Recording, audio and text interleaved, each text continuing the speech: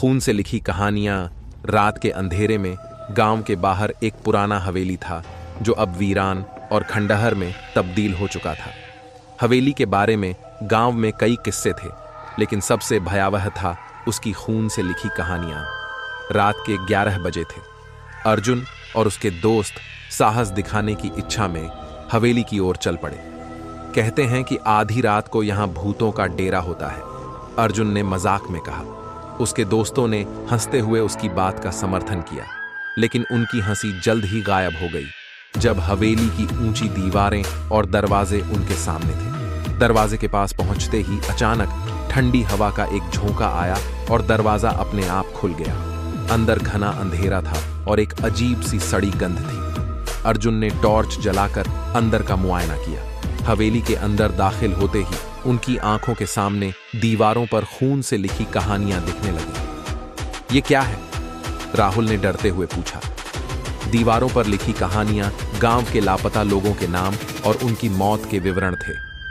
यहां से निकलना चाहिए, अर्जुन ने धीमे स्वर में कहा। तभी एक जोरदार चीख हवेली के कोनों से गूंज उठी। ये क्या था? पूजा ने घबराते हुए पूछा। अर्जुन ने सभी को शांत रहने का इशारा किया। वे धीरे धीरे हवेली के बीचों बीच पहुंचे, जहां एक पुराना झूला लटक रहा था।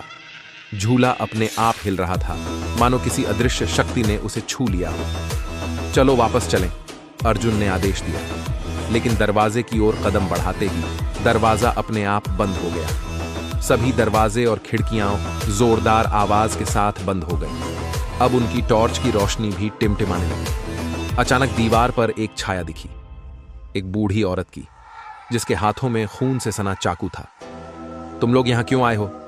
उसने धीरे से पूछा, लेकिन उसकी आवाज में एक अजीब सी कंपन थी।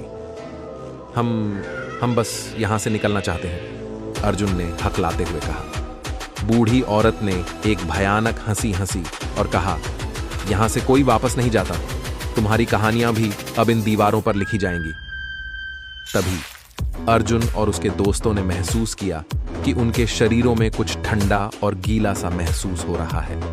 उन्होंने नीचे देखा तो पाया कि उनके पैरों के पास खून का तालाब बन चुका है। यह सच में खून है, पूजा ने चीखते हुए कहा। भागो! अर्जुन चिल्लाया, लेकिन उनके पैर मानो जमीन से चिपक चुके थे।